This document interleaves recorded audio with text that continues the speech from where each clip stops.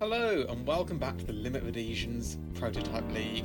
Season 2, Round 3 is at Magny Cours. My name's Mark and joining me in the commentary booth is Steve. Steve, how you doing? I'm great, thank you, Mark. It's fantastic to be here in Magny Cours. Looking forward to a fantastic race in these brilliant prototype cars. Indeed they are. So, as we see the championship standings pop up on screen, Steve, why don't you take us quickly through those? I'll try as best as I can. Lugo Keki with 167 points in first, followed by Stephen Maxwell, Mike Murphy, Gavin Kelly, Merrin Hugavin, and here we go to the LMP3s. So I'm sorry about that. Zhao Tom with 130 points. Rich Meesters, Tom Malarin, Mark Zef, and he goes again. My apologies. No worries, Steve. No worries at all. As we see the championship standings in the teams for the LMP2, it's quite close at the top. Wizards, Black Sapphire, Race Gitter, .de, and Minardi are all within 6 points of each other in first, second, and third, respectively. Bit of a gap back down to Risky Racing Blue and the other Wizards teams, but yeah, all to play for. And then in the LMP3, we've got Wizards Green Emerald in the lead on 232 points, Cool Camel Silver on 190, No Slots, No Glory on 172, Cool Camel Gold on 111. QRS, Wizards Blue, Topaz and Minardi Americas rounds out the rest of the championship table.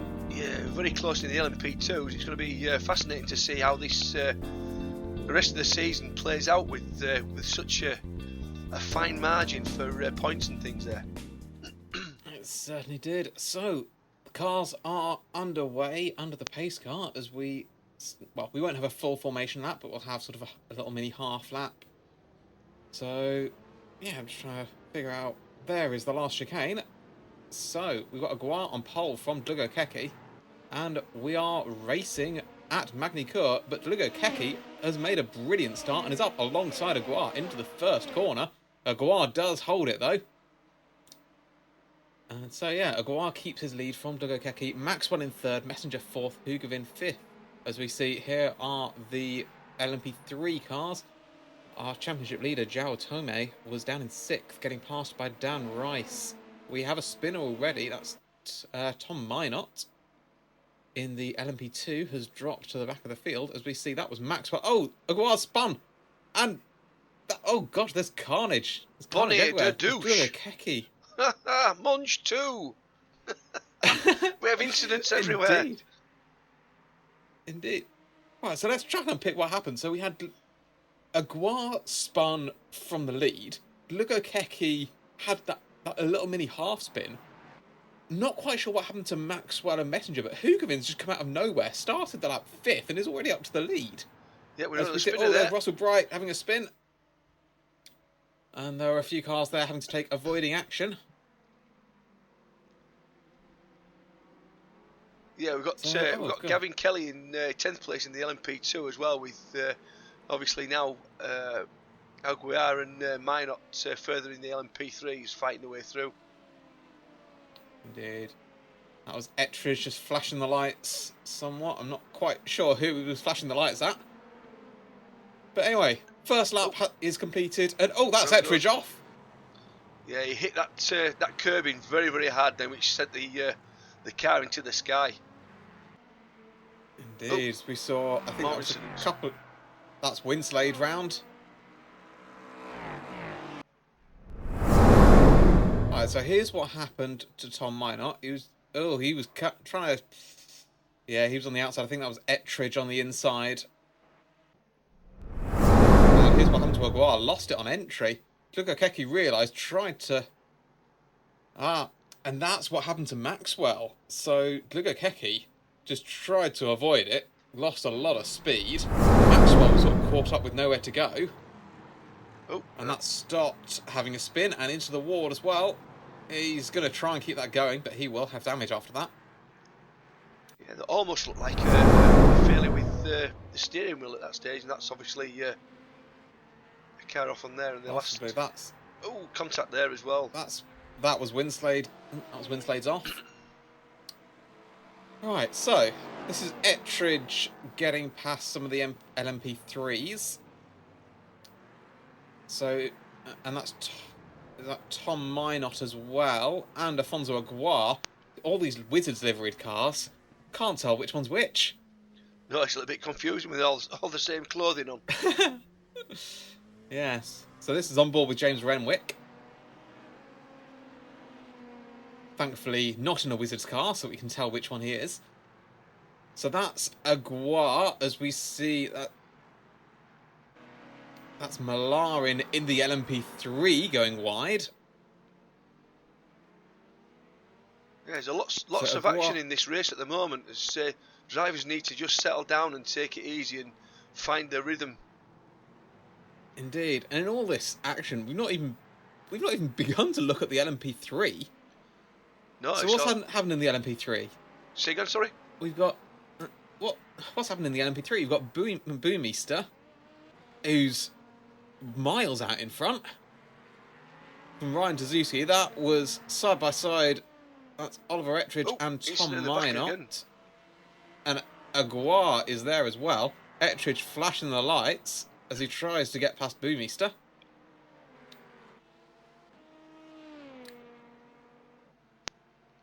Here is James Renwick alongside Pavel Kuzmarek, and that's Dan Rice in the background having a spin. Yeah, he just seemed to lock up the back end then, and around he went. Indeed. So this fight between Tom Minot and Oliver Ettridge and Afonso Aguiar for those, well, 3 of those that had incidents in the first lap. So that's Tom Minot, just has a little peek to the inside, but thinks better of it. But he's deep. Yeah. And that Aguiar's going to have a look, but don't think he's going to be able to get past. So these 3 remain. Ettridge from Minot from Aguiar. This is for the final position in the top 10.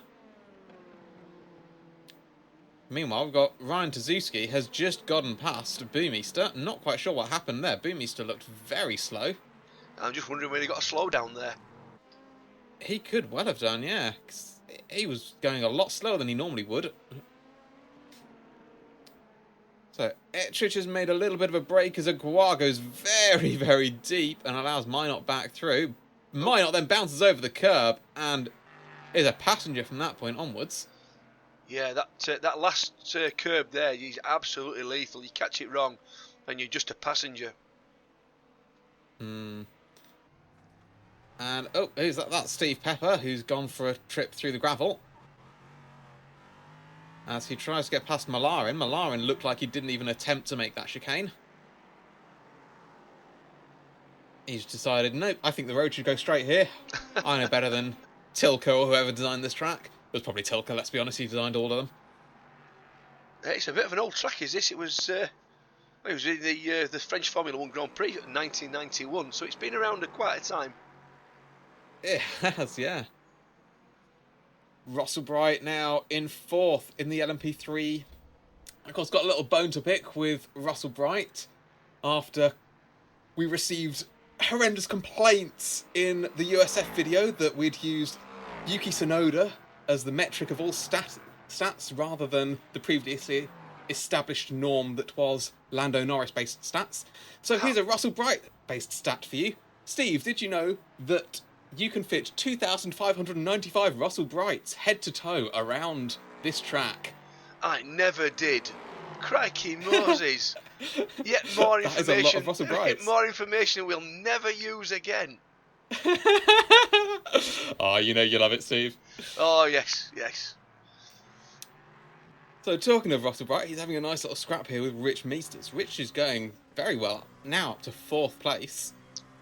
Yeah, it's a nice little battle there.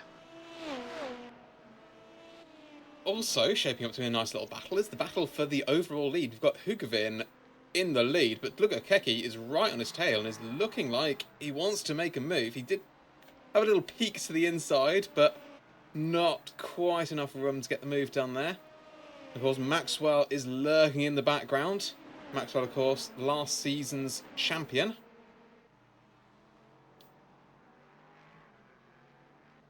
Lugakeki just eyeing up, seeing if he can find a way through. but Hugavin defending well. Yeah, we've seen this plenty of times from Merrin. He tends to hold the line very well, and it's going to take some sort of move from Dlugo Keki to get past him. Indeed, we see confirmation down at the bottom of your screens that James Pepper got a penalty. Didn't quite see what that was for. I think that... Don't know if you saw, Steve. No, unfortunately, I kept my eyes on the road this time.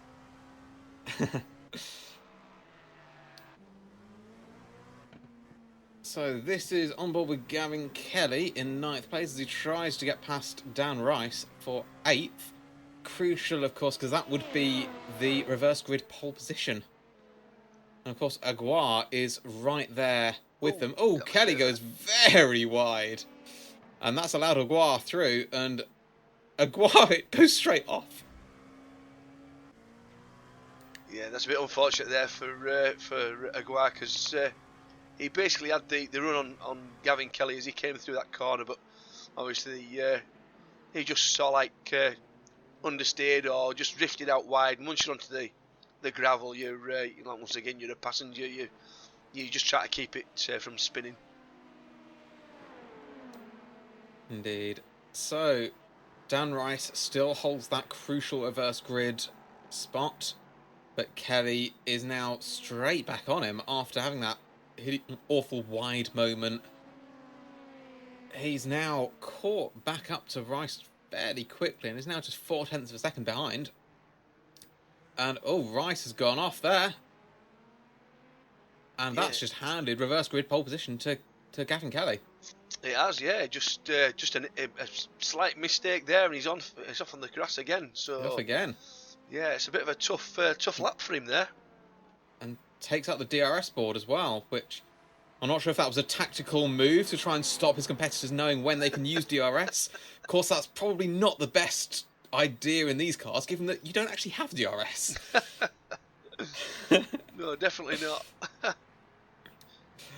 Meanwhile, the battle for the lead. Hugavin still 0.5 of a second ahead of Dlugo Keki.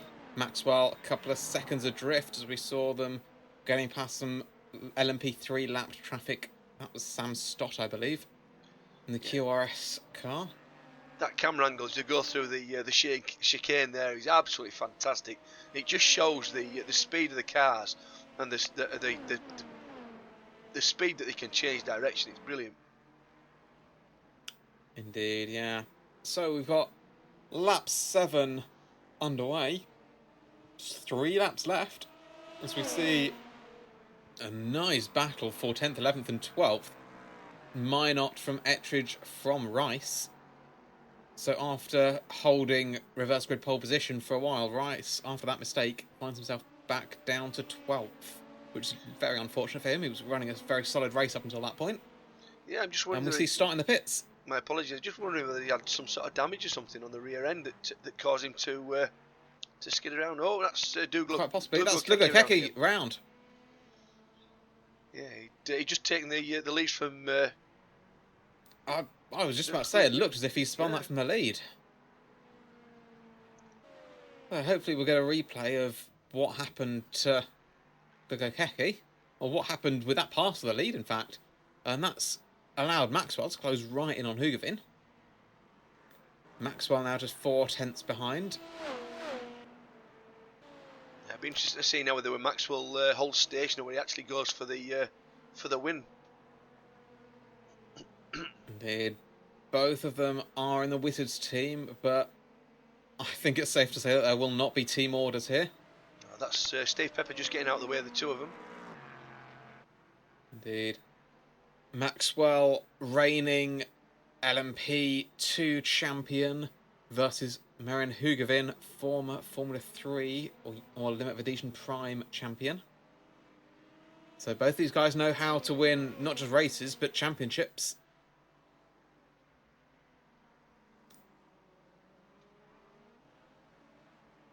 So as we come to the end of lap 8, we'll have 2 more laps as Hugavin starts lap 9. 2 more laps for Hugavin to hold on.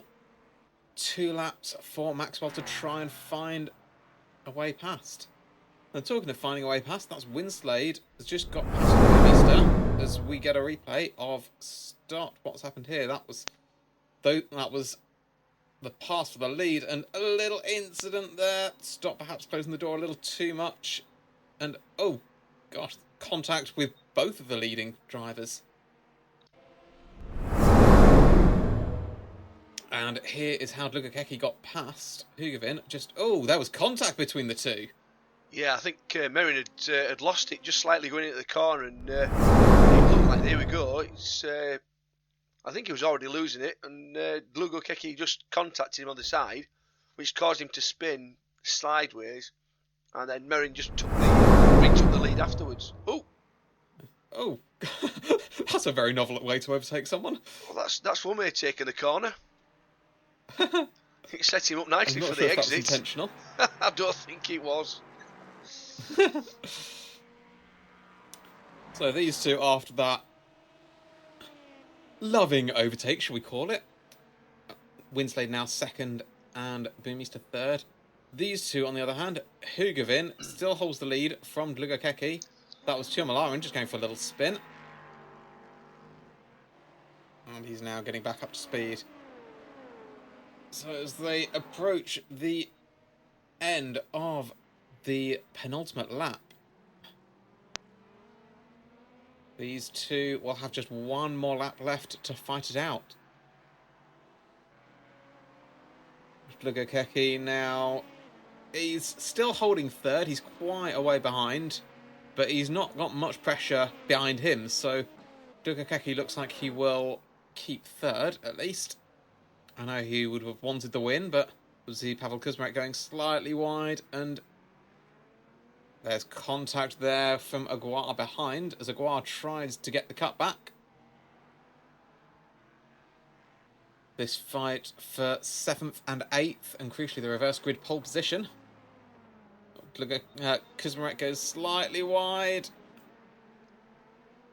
and he's slow through the chicane, but Aguirre just can't find a way past.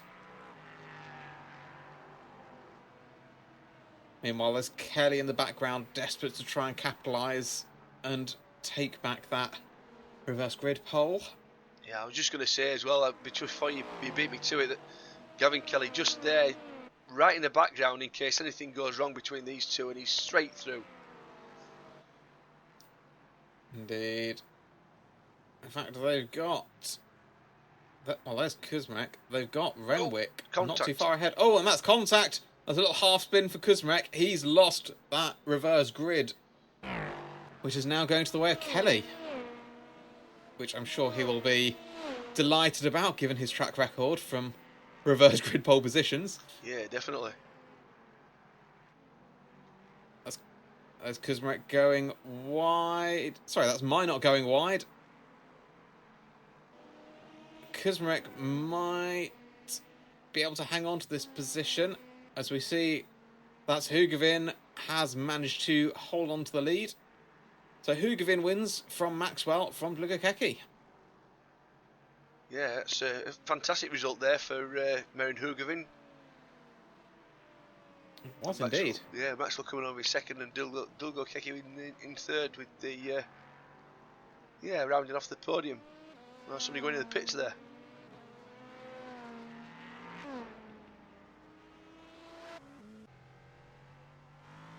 And here we are on board with our LMP3 race winner, who we basically didn't really talk about that much, to be honest, Ryan Trzaski.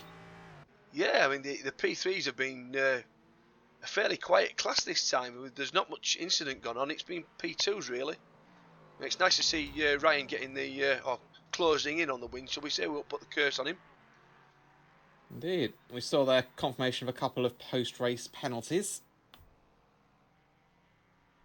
So that's one for Afonso Aguirre as well. I also saw one for Sam Stott, and I think James Pepper as well. Yeah, I think he did. And there's another penalty for Aguirre for speeding in the pits. So that's unfortunate. There we see Ryan Trzaski cross the line to get his win, and confirmation of his win. Yeah, nice result there for Gareth Winslade as well. Second, and Rich Meester's third. Let's see if the results come up now, and we can go through them. Indeed. Hopefully the results will come up. Well, we know what's happening in the race. Yeah, we know what's happened. So it might be a case of we wait until the second race to. Oh, here we go. There we go. Ah, there we go. Nicely done.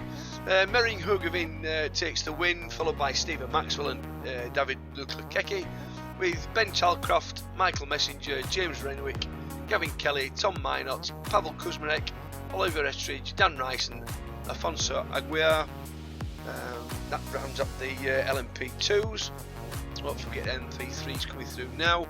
Here we are. Ryan Suzuki takes the win, followed by Gareth Winslade and Rich Meisters in third.